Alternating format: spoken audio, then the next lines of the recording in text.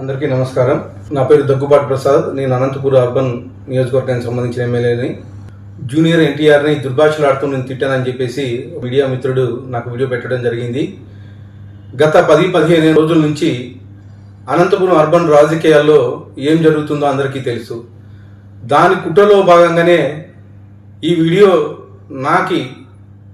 నన్ను గిట్టని వాళ్ళు, నాకు సరిపోని వాళ్ళు ఈ వీడియో పెట్టడం జరిగింది.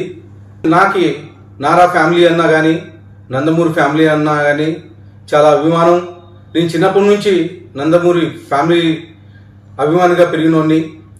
దీంట్లో ఎలాంటి వాస్తవాలు లేవు. ఖచ్చితంగా ఈ వీడియో కానీ, ఈ ఆడియో రికార్డు కానీ నాది కాదని చెప్పేసి తెలియజేసుకుంటాను. ముఖ్యంగా మా అనంతపురం లోకల్ రాజకీయాల్లో భాగంగా ఈ వీడియో సరిపడిన వాళ్ళు పెట్టడం జరిగింది. ఖచ్చితంగా ఇప్పుడే నేను ఎస్పీ గారికి కానీ కంప్లైంట్ చేయడం జరిగింది.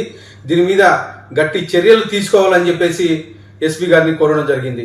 సదా ఎవరైనా ఎన్టీఆర్ అభిమానులు బాధపడి ఉంటే వాళ్ళని నా తరపున నేను క్షమాపణలు అడుగుతున్నాను. దేనికంటే ఈ వీడియో నాకు సంబంధించి కాదు, నా పేరు ప్రస్తావించారు కాబట్టి నేను ఈ క్షమాపణగా కోరడం జరుగుతుందని చెప్పేసి తెలియజేసుకుంటాను. జూనియర్ ఎన్టీఆర్ని దుర్భాషలాడుతూ నేను తిట్టానని చెప్పేసి మీడియా మిత్రుడు నాకు వీడియో పెట్టడం జరిగింది. గత 10-15 రోజుల నుంచి అనంతపురం అర్బన్ రాజకీయాల్లో ఏం జరుగుతుందో అందరికీ తెలుసు. దాని కుట్రలో భాగంగానే ఈ వీడియో నన్ను గిట్టని వాళ్ళు, నాకు సరిపోని వాళ్ళు ఈ వీడియో పెట్టడం జరిగింది. నారా ఫ్యామిలీ అన్నా కానీ, నందమూరి ఫ్యామిలీ అన్నా కానీ చాలా అభిమానం. నేను చిన్నప్పటి నుంచి నందమూరి ఫ్యామిలీ అభిమానిగా పెరిగినోడిని. దీంట్లో ఎలాంటి వాస్తవాలు లేవు. ఖచ్చితంగా ఈ వీడియో కానీ, ఈ ఆడియో రికార్డు కానీ నాది కాదని చెప్పేసి తెలియజేసుకుంటాను.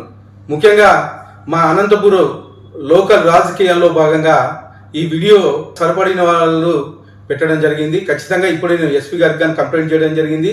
దీని మీద గట్టి చర్యలు తీసుకోవాలని చెప్పేసి ఎస్పీ గారిని కోరడం జరిగింది. సదా ఎవరైనా ఎన్టీఆర్ అభిమానులు బాధపడి ఉంటే వాళ్ళని నా తరపున నేను క్షమాపణలు అడుగుతున్నాను. దేనికంటే ఈ వీడియో నాకు సంబంధించి కాదు, నా పేరు ప్రస్తావించారు కాబట్టి నేను ఈ క్షమాపణగా కోరడం జరుగుతుందని చెప్పేసి తెలియజేసుకుంటాను.